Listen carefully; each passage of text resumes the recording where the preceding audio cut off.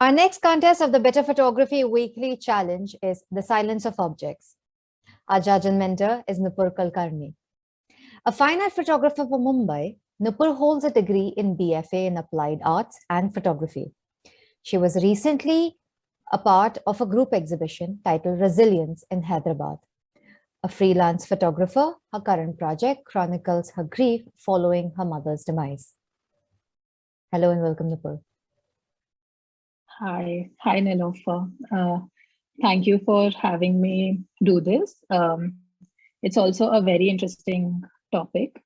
And what I'm going to try and do today is not really confuse any of them, but just try and give like some starting points by showing works of other photographers who have shot objects and the way they have tried to like bring objects to life, through whatever they have documented. It is also not necessary that this is not going to be a series in the case of the contest at least. But it would be nice if, while they're shooting the single image, they also kind of look at it as a scope to, make it into a series eventually. So the choice of subject or subjects can be decided keeping that in mind, that it could be a longer project even after this contest ends. This is the topic. It's a very nice topic, like I said, because objects are very obedient. So while you're shooting, you're not going to have a lot of problem kind of trying to make them do what like with shooting people. So it would be nice to kind of take full liberty with them and even exploit them to kind of, give you the kind of look and feel that you want to evoke through them. So yeah, so actually, even though, though they are silent, and because they are silent, it'll be nice if you could give them a voice. So knowing that, let's just know, we don't know what an object is, but a lot of times we kind of unconsciously end up shooting like dried leaves and dried flowers, but I'm clearly not, urging anyone to go into that space because it has to be something that you can see or touch, but it is not a living thing. So definitely no animals, no plants, no people, of course, but no life, basically. So that's just the meaning. This is a line which really resonates with me a lot, and also with the kind of, there's an art movement that I would like to discuss, which really represents or kind of justifies this line very well. I came across this line in a book by Kerry Smith. It says a single inanimate object, useless in itself, can be the focus of a world. So generally what happens is, because every day we are surrounded with like maybe over 100 or more objects, our eyes start tuning these objects out. We don't really pay attention to them, or we don't really feel that, they have like an artistic value to them. But if you start thinking of these as raw materials for probably an artistic experiment, there is lots that you can actually do with these objects that are lying around you. So at this point, it would be nice to discuss this movement. This was an Italian art movement called ARTE POVERA. So the literal translation of this movement of the term actually means poor art, but it is not so much the monetary meaning associated with it.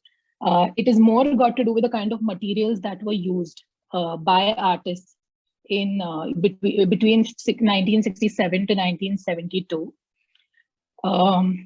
Germano Chilan, he kind of observed that artists are gravitating towards more, basic or ordinary materials. For example, wax, rubber, soil, or for that matter, clothes, ice, things and objects which are defying the actual art materials that were used, like oil paint or bronze or carved marble, So he saw this change, and he kind of realize that this is kind of giving a lot of movement and more freedom to artists to come up with art that is more 3D also, and which is not very, it's not very rigid in use of materials. So basically, a lot of artists started collecting objects or sourcing objects from flea markets or from things lying around in their house, and they started using these as sculpture. It would be nice to kind of just read up about this movement a little for the contestants who are like participating. There were a lot of leading artists in the movement, but it would be nice to at least look at the works of Yannis Kounelis and Michelangelo Pistoletto. They did a lot of beautiful work with objects which were very basic, very unexpected, and it's really nice to kind of see their work. Also, Mandre did a lot. I mean, he basically was famous or well known for his photography. But if you do go back and see the kind of objects that he has assembled and then shot, it is really surprising. It's really mind blowing. So maybe it would be nice to see Mandre's treatment of objects, how he kind of handled them. A lot of times he assembled these objects, he shot them, and then probably discarded them or reused them. So that's also one thing that, everyone can do. Probably assemble objects, take a picture, and then, see how it goes. So it'll be nice if everyone's open to, moving stuff around and assembling stuff. So there are a few possibilities now, like things that they can do, or certain tips or certain starting points.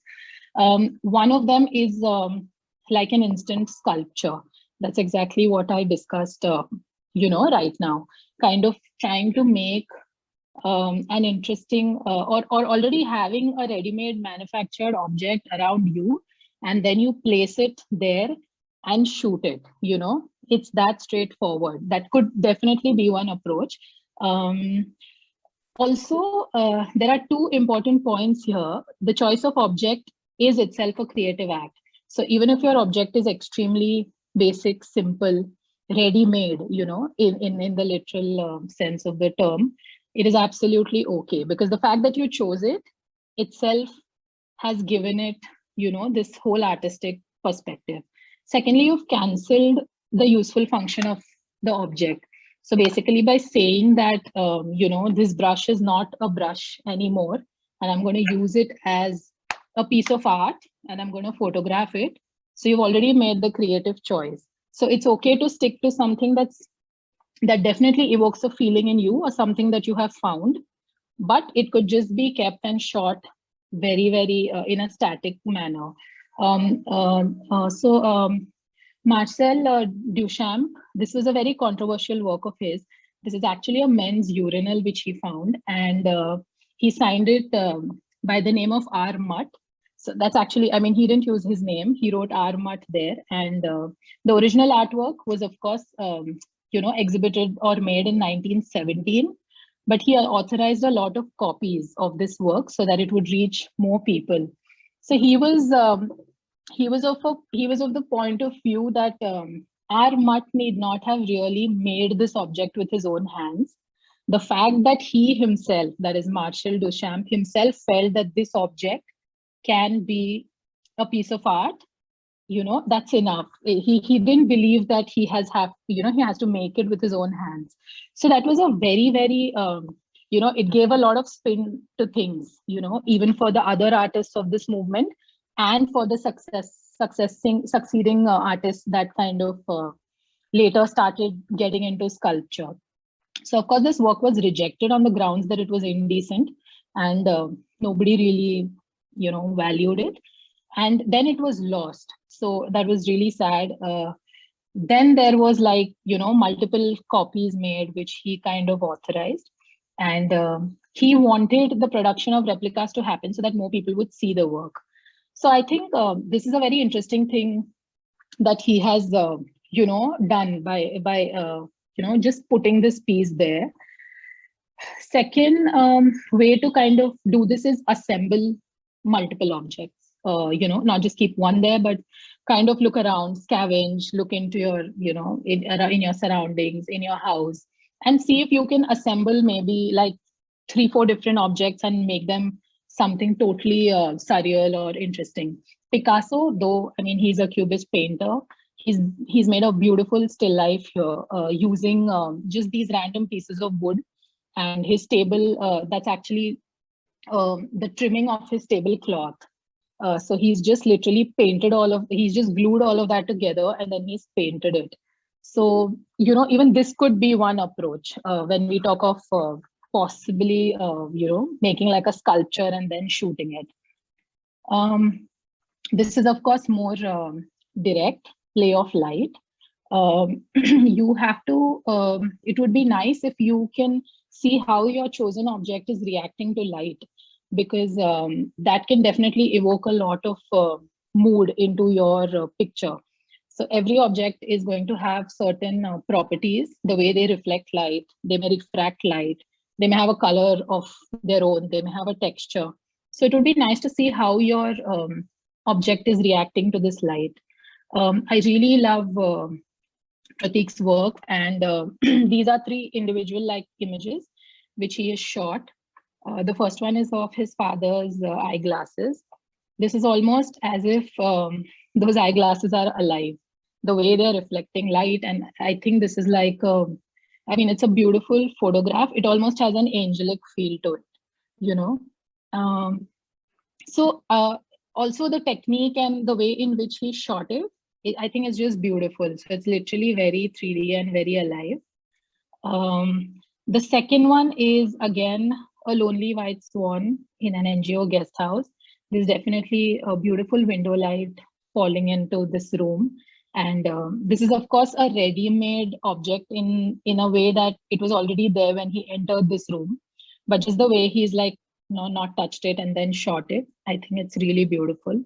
The third image is, of course, it's again very simple. There are like 3 bottles which have been placed, but the quality of that glass, like I can see the image and I know that this is glass, and it's beautifully reflecting light. So basically the material of the object will play a very large role in how it eventually looks depending on where you place it. So yeah, light is one.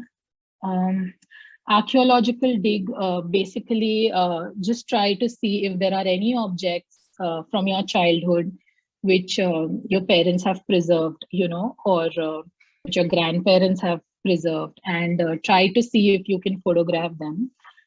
This happened last year, like when we were locked down.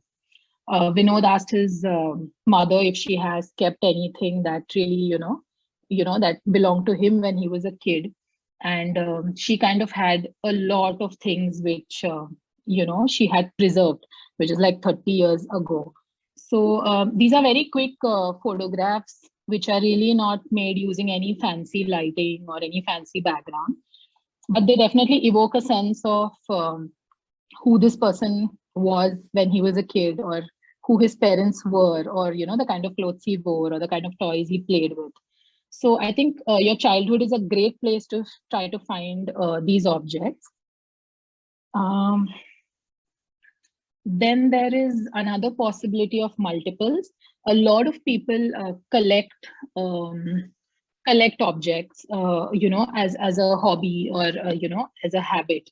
So what you could do is maybe lay all these multiples that you have collected and see if you can, arrange them in a nice way and, make a picture.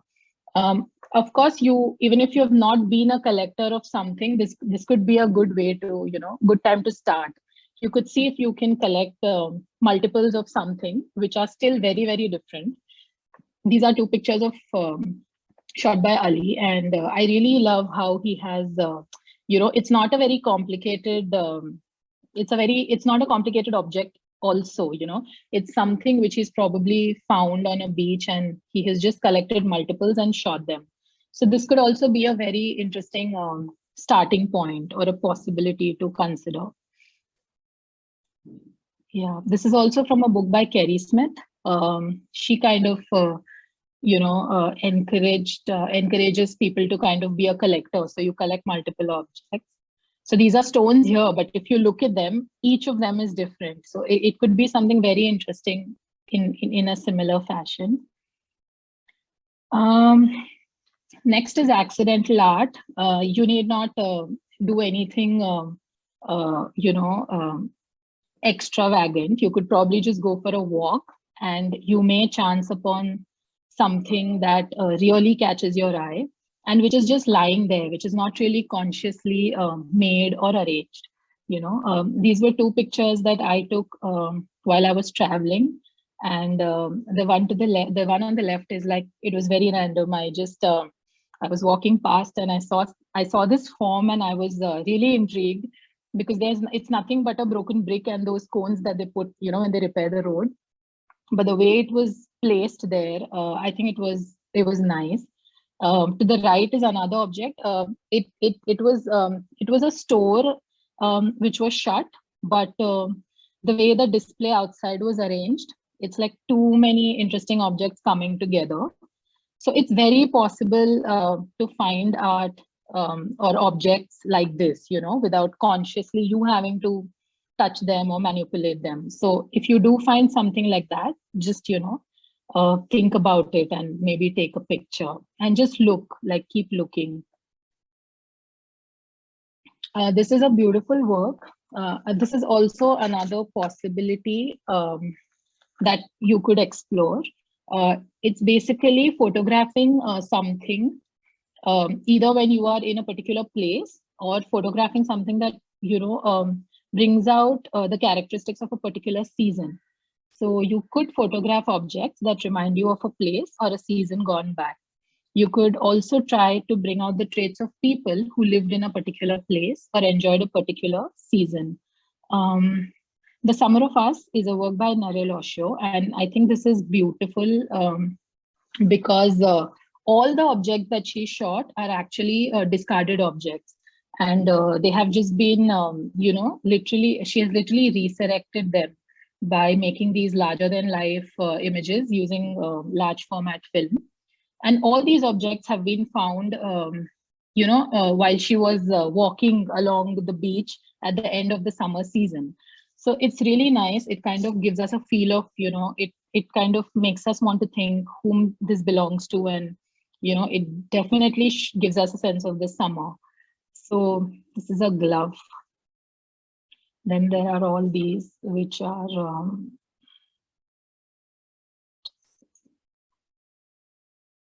and then there are all these, which are, again, scavenged and found. Then there is, this is the fin of a surfboard, the one at the bottom.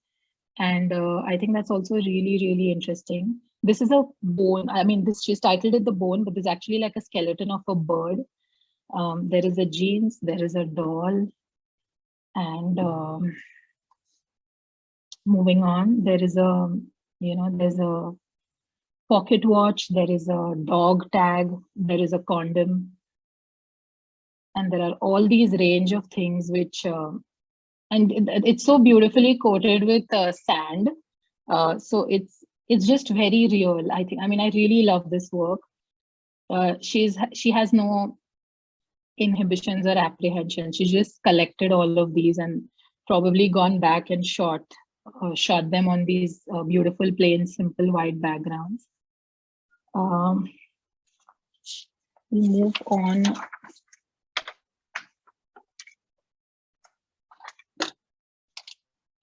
This is Spring Song. This is an ongoing body of work. Again, very beautiful. And like the previous one was about like a particular season, this is more about a particular place, basically. Munim Basif, he has been visiting the Rohingya refugee camps. And these camps are also growing a lot in size. And on one such visit, what he started doing was he started shooting objects that were found, found lying around in these camps.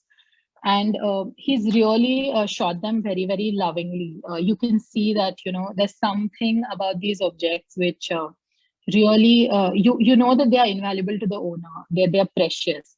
Also, it's very important because these are probably the things these are the last of the things that they actually took before they fled away from their homes.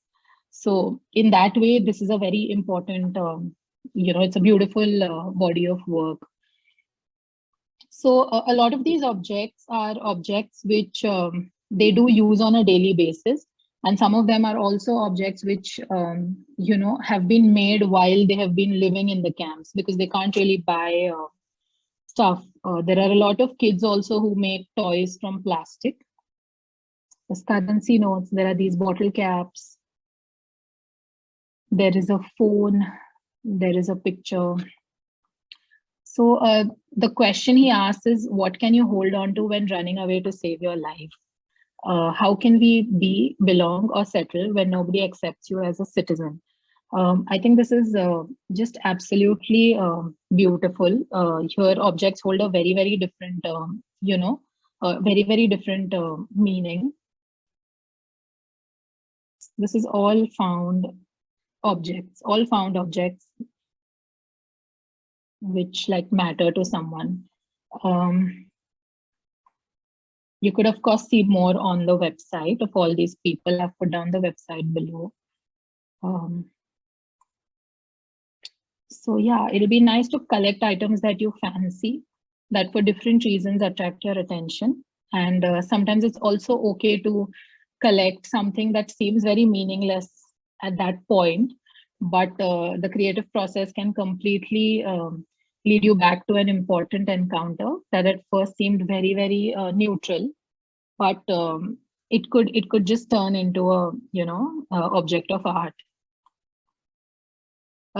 This work is again a very, very beautiful because she's someone who has, I believe, shot objects very fearlessly. Like she's broken a lot of rules. There is a hammock here. There's also a very nice assembly of multiple objects to the right. There's again these glasses which have like, I think this is definitely a multiple exposure. There are these birds who are, the way they've been arranged, I think they just look very real. This is a very famous image made by Tina Modotti, the bandolier, corn, and the sickle. She was part of the Mexican Communist Party, and all these are symbols of either Mexico or of the communist, of the communists. So this image of hers is extremely famous. To the right, we just have random figurines, but again, really interesting. There, I think, animals and birds. And there is this picture, which is fox skins on sticks. Again, very uncanny and quite intriguing to look at or to even come across. So what you can take away from her work is that you can go really close to the objects. Like there's no rule that, I need to leave a lot of negative space, try to go very close, see if, it could give a very interesting effect, like the hammock. She's literally cut the bottom of the hammock, there's no way, it's not the whole object either, but I think it's a beautiful way to kind of experiment.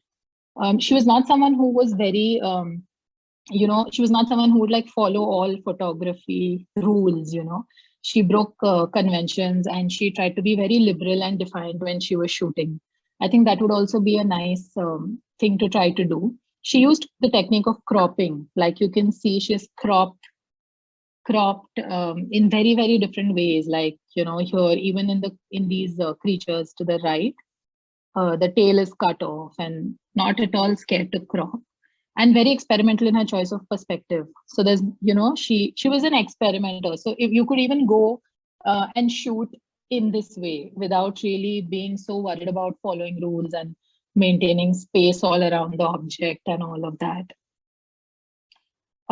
Photography in itself is like a found object. A photographer never makes an actual subject. They steal the image from the world. So I think you should be totally okay and open to not just digging out items that you found which matter to you, but I think you could even go and like talk to people around and see if they have something that really means something to them. I think it'll be nice to broaden this up in a way and shoot objects that mean something to someone, because everything is borrowed. Photography in itself is like a found object, so just like don't worry too much about this is another work. This is extremely relevant to our topic in a way because Indu Antony, during the lockdown, she was staying alone and she felt isolated. And that is when she opened her memory box, which is called the Orma Petty. And she's always been a collector of things, like ever since she was young. She's been collecting items and putting them into these memory boxes. So initially she would collect like smaller, simpler things like a bus ticket or a concert ticket. And then eventually she started collecting things which really meant something to her. So it is during the lockdown that she actually opened this box and started exploring possibilities of what she could do with these objects. The result has been a beautiful book which she made. What she's done basically is she's sewn these objects using a single strand of her own hair. And for her, sewing and hair is like a metaphor for memory. So there was, I think, some limited edition where there were these actual objects, and then the book moved into the print form as well, where they were just prints. So I think this is a beautiful example of starting with what you have and where you are, and going inside, going within and trying to figure if there are objects which you have, which you can, kind of collect.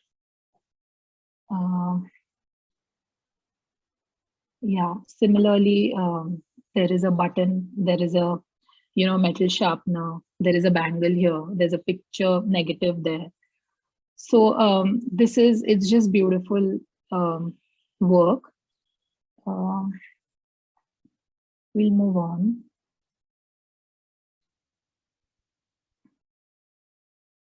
Inanimate objects are intriguing. They're a piece of history, someone's statement and ideas of life. This is extremely true in all the works that we've seen, right from the beginning where sculptures were made, right up to like everyone else who has shot objects. They know for a fact that they kind of say something about another person's life or about your own life. I'm now going to show you work that I did, which I shot this in Hyderabad. And it was basically these metal workers that I chanced upon, honestly, accidentally. And there was like a line of workshops there, and each workshop, there was a different kind of work that they were kind of doing. So this particular workshop I found very intriguing because, they make these body builder kind of trophies and stuff to give away at competitions, and just the whole feel of that workshop. It was a very dark, dingy place with a lot of cobwebs, and there was this metal object shining all over. And it gave me the feeling as if like there's some miniature war happening. So now as we go ahead, like it's now very self-explanatory. You all can just see the images. And yeah.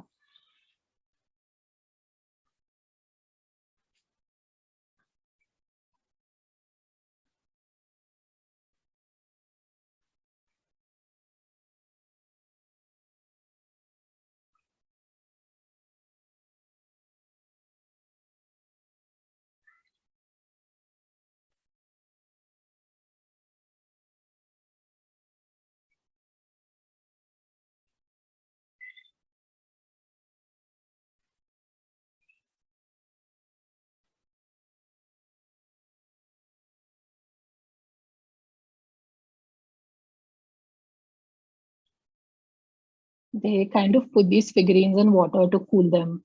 And I thought this was a very nice, indirect, and a little subtler way of showing an object, and also like the end of it. So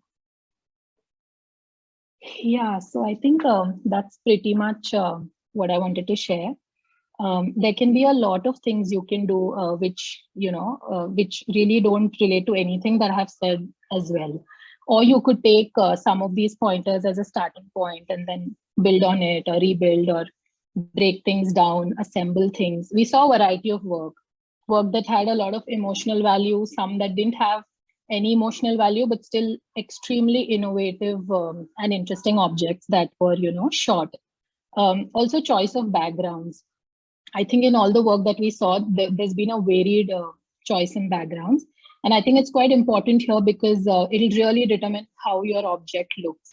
Munim Vasif's backgrounds were very, like bright colors used, though the topic was extremely, very raw and very hard or difficult. Narelle Oshio's work was, because the objects were colorful, the backgrounds were extremely like white and, plain.